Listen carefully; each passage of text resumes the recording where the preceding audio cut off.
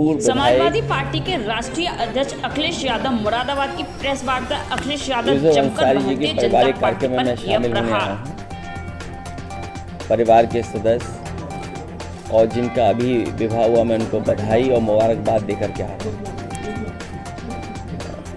मुरादाबाद, रामपुर और आसपास के ज़िले ये समाजवादियों के साथ हमेशा रहे हैं। मुझे याद है कि पिछले चुनाव में मैं मुरादाबाद नहीं पहुंच पाया था और कई बार कुछ लोगों से जब बात हुई, उन्होंने यही कहा कि आप दूसरे ज़िलों को देखिए, यहाँ तो हम आपको जिता करके भेज रहे हैं।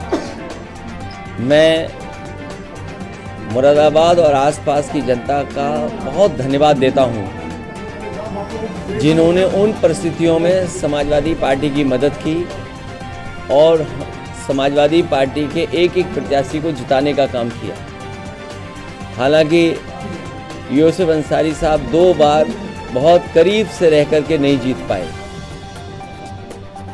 वो परिस्थितियां आप बेहतर समझते होंगे। मुझे उम्मीद है कि आने वाले समय में यहाँ आसपास के जितना भी इलाका है, क्षेत्र है, वो एक बार फिर समाजवादी पार्टी के साथ खड़ा दिखाई देता है। जब से बीजेपी की सरकार आई है, अन्याय लगातार बढ़ता जा रहा है और अन्याय चरम सीमा पर है। और कई ऐसे मौके हैं, मैं आपको कन्नौज का उदाहरण दे सकता हूँ। वहाँ पर सरकार के डिप्टी सीएम के माध्यम से लगातार संपर्क रहा। वहाँ पर बहुत सारे भारतीय जनता पार्टी के लोग लगे रहे। एक हत्या हुई, उसके बाद मैंने जिलाधिकारियों को कहा कि अगर हत्या हुई है उसके दोषी आप लोग हैं, प्रशासन है। और ये बात मैंने इसलिए कही कि अगर प्रशासन सही समय पर न्याय दे दे तो घटनाएं नहीं होंगी। प्रशासन पूरा भारतीय जनता पार्टी के इशारे पे काम कर रहा है और कई जिलों में भारतीय जनता पार्टी का पदाधिकारी बन के काम कर रहे हैं। वो रामपुर हमारे बगल में आदरणीय आजम खान साहब बैठे हैं, इन पे सब झूठे मुकदमे लगे हैं। इतनी परेशानी, तकलीफ और इस तरह का अन्याय किसी भी राजनीतिक परिवार के साथ नहीं हुआ होगा जितना इनके साथ हुआ है। आज जब मैं आपसे मिल रहा हूं, बात कर रहा हूं, सुबह सुबह मेरे घर पर एक परिवार आया और रोता हुआ आया कि रात में उनके परिवार, एक समाजवादी पार्टी के पूर्व में रहे प्रत्याशी, उसको उठा लिया है पुलिस ने। मैं लखनऊ से चल करके बरेली, बरेली से चल करके रामपुर और रामपुर से मुरादाबाद तक मैं फ़ोन मिलाता रहा हूँ, लेकिन अभी तक पुलिस कप्तान का फ़ोन नहीं उठा। सोचिए, अगर पुलिस के अधिकारी भारतीय जनता पार्टी के पदाधिकारी बन जाएंगे, उनसे क्या न्याय की उम्मीद करेंगे आप? और ये एक घटना नहीं है। झांसी में दीपक यादव, जो घटना में नहीं था, कहीं मौजूद नहीं था, सीडीआर में कहीं नहीं। आजकल तो इतना कुछ है, साइंटिफिकली आप टेक्नोलॉजी से प्रूव कर सकते हैं कौन कहाँ किस समय था। वो मौके पे नहीं, उसको जेल भेज दिया। ईडी, सीबीआई, जितनी भी संस्थाएं, वो सब पीछे लगा दी। रमाकांत यादव, मैं कितने नाम लूं जो समाजवादी पार्टी के लोगों पर झूठे मुकदमे लगे हैं। ये भारतीय जनता पार्टी ने जो नई परंपरा चलाई है, ये लोकतंत्र को खतरा पैदा कर रही है। लोकतंत्र में ये स्वस्थ व्यवहार नहीं है कि आप अपने पॉलिटिकल लोगों पर झूठे मुकदमे लगाएं। मुझे याद है, जिस समय बिजली विभाग का प्रोविडेंट फंड उनके कर्मचारियों का एक प्राइवेट कंपनी में इन्वेस्ट कर दिया गया था। वो कंपनी जब भाग गई, कंपनी जब लॉस में चली गई, तो उस समय जिन अधिकारियों ने फैसला लिया था उनको जेल भेजा गया था, उनके खिलाफ कार्रवाई की गई थी। मैं इन्हीं भारतीय जनता पार्टी के लोगों से पूछना चाहता हूं, LIC, state bank of India और न जाने कितनी संस्थाओं का पैसा अपने सबसे प्रिय उद्योगपति को लगा दिया। आज कई लाख करोड़ का घाटा हो गया है। क्या उन अधिकारियों को भी जेल भेजा जाएगा जिस तरीके से प्रोविडेंट फंड को भेजने वाले अधिकारियों को सालों साल जेल रखा गया था? क्या भारतीय जनता पार्टी SBI, क्या भारतीय जनता पार्टी LIC के बड़े अधिकारियों को जेल भेजेगी? क्योंकि उत्तर प्रदेश में एक उदाहरण है कि अगर आपने किसी प्राइवेट कंपनी में इन्वेस्ट कर दिया है सरकार का पैसा और वो प्राइवेट कंपनी अगर भाग गई है तो उस समय के अधिकारियों ने जिन्होंने फैसला लिया उनके खिलाफ कार्रवाई हुई, जेल भेज दिया गया। क्या इस तरह जो लाखों करोड़ रुपया डूब गया केवल 2 कंपनियों में, क्या उनके SBI के, क्या LIC के बड़े अधिकारियों को जेल भेजा जाएगा? और देश को तो सपना ये दिखाया जा रहा था कि दुनिया में वो सबसे बड़े उद्योगपति बन जाएंगे, नंबर 1 पर उद्योगपति होंगे। लेकिन आज जब सूची देखते हैं तो 20 की सूची में भी वो नाम नहीं आ रहा है। आखिरकार कितना झूठ बोलेगी ये सरकार? उनकी तो वैल्यूएशन गई है, लेकिन जिन लोगों ने पैसा इन्वेस्ट किया था उन आम लोगों का पैसा चला गया। और ये सरकार कहती है कि हम इन्वेस्टमेंट लाएंगे। जिन कंपनियों ने MOU किया है, क्या इन्वेस्टमेंट आएगा? और लखनऊ में जो तैयारी हो रही है इन्वेस्टमेंट की, कम से कम सरकार ये बताए कि पिछली बार इन्वेस्टमेंट कितना आया था जब पहले बार MOU हुए थे। मुख्यमंत्री जी तो कह रहे हैं 75% वो ज़मीन पर ले आए। मुरादाबाद में बताओ कोई बड़ा कारखाना लगा हो सरकार की तरफ से, अमरोहा में कोई बड़ा कारखाना लगा हो सरकार की तरफ से, रामपुर में बड़ा कोई कारखाना लगा हो सरकार की तरफ से, या सरकार के प्रयासों से बरेली में कोई कारखाना ना लगा हो। जब इन जिलों में और हम आसपास के जिलों में उत्तर प्रदेश में देखते हैं कि कहीं भी कोई बड़ा इन्वेस्टमेंट नहीं आया है, तो हम कैसे मान लें कि जो MOU हो रहे हैं वो सच MOU हो रहे हैं? और सच्चाई तो ये है कि भारतीय जनता पार्टी के लोग कागज़ लेकर के घूमते हैं और कहीं कोई अगर टाई पहने और सूट पहने दिख जाए उससे MOU कर लेते हैं। 5 लाख करोड़ का तो ज़मीन पे पहुंचा नहीं, अब तैयारी है न जाने कितने लाख करोड़ की, तो क्या ज़मीन पर पहुंचेगा? ये भारतीय जनता पार्टी जनता को धोखा दे रही है। जिस तरीके से नंबर 1 पे उद्योगपति पहुंचाने का सपना दिखाया था, वो पता नहीं उद्योगपति कहाँ पहुंचेंगे। और अभी तो शेयर गिर रहे हैं, पूरी सरकार लगी है बचाने में, पूरा तंत्र लगा हुआ है बचाने में, पूरी फाइनेंशियल इंस्टीट्यूशंस लगी है बचाने में। तो सोचिए, जब एक उद्योगपति के साथ इतनी इंस्टीट्यूशंस हों वो नहीं बच पा रहा है, तो और आम व्यापारी उद्योगपतियों को क्या होगा? जब देश का इतना बड़ा उद्योगपति डूब रहा है तो उस इन्वेस्टमेंट के बहाने उत्तर प्रदेश में कौन इन्वेस्टमेंट करने आएगा?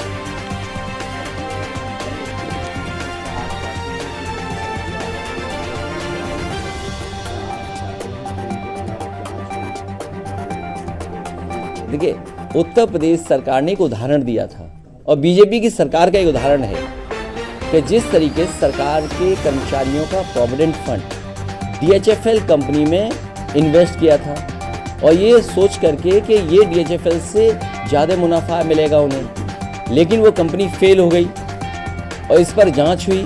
उस समय के जिन अधिकारियों ने DHFL में पैसा इन्वेस्ट किया था उन्हें जेल भेज दिया गया था, सालों साल जेल रहे। क्या उसी तरह का मामला भारत सरकार में नहीं दिखाई दे रहा है? सरकार दोनों एक है, कानून 2 के लिए अलग अलग नहीं हो सकता है। इसीलिए हमारी मांग है कि अगर उत्तर प्रदेश में जेल भेजा जा सकता है अधिकारियों को जिन्होंने फैसला लिया, तो क्या उस जगह पर जो लोग बैठे हैं वो जेल भेजे जाएंगे कि नहीं जाएंगे? यहाँ तो 1200 करोड़ का मामला था, ये तो 2 कंपनियों का 1 लाख करोड़ का मामला है।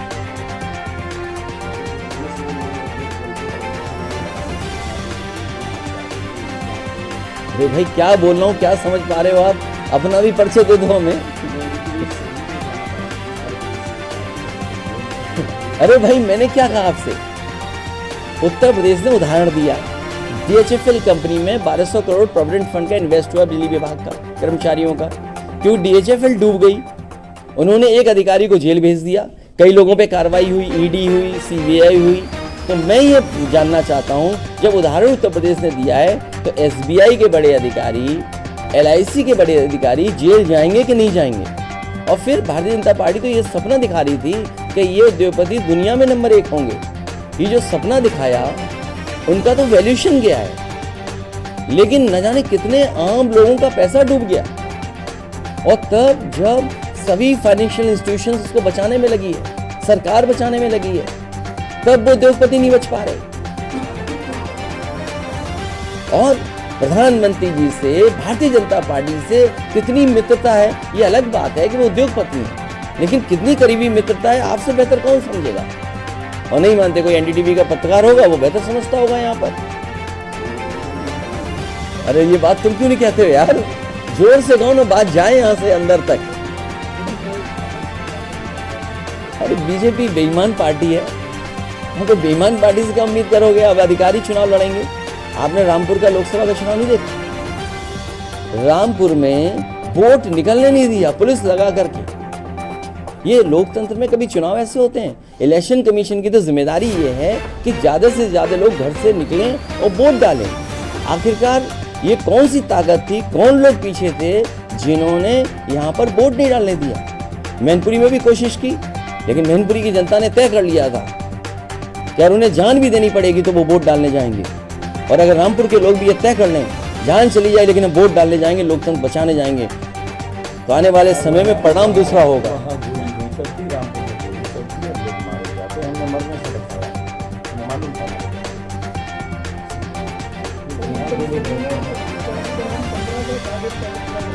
ये क्या चीज है?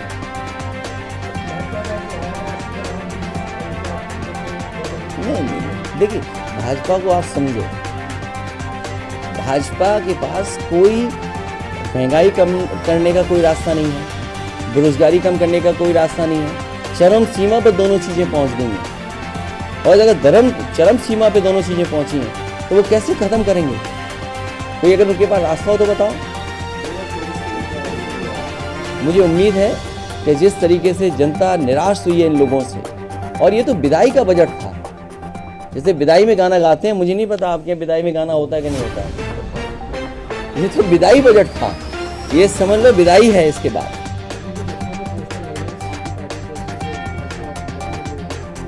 नहीं, ये नहीं कहा हमने, नहीं हमने विरोधी नहीं कहा। हमारी पार्टी का जो भारतीय जनता पार्टी ने सवाल उठाया है या जो बहस छिड़ी है, वो हम पूछना चाहते हैं उनसे सदन में, और सदन में मुख्यमंत्री जी से बेहतर कोई नहीं कह सकता है, क्योंकि मुख्यमंत्री जी न केवल मुख्यमंत्री हैं बल्कि वो साधु संत योगी भी हैं और एक पीठ से आते हैं। हमें उम्मीद है कि वो कम से कम वो बताएंगे जिससे कि हमें जानकारी हो जाएगी आखिरकार हम लोग क्या हैं।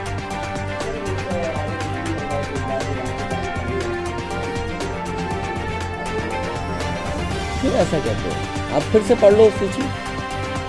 आप ऐसा मत करो, ये बात मत बोलिए आप केवल इसलिए कि न्यूज़ पे किसी ने मैसेज करके आपसे पूछा हो, ये पूछ लो, ये मत करो। आप पूरा जिसने आपको मैसेज भेजा हो उससे कहिए कृपा करके हमारी राशि कागज़ दोबारा देखिए।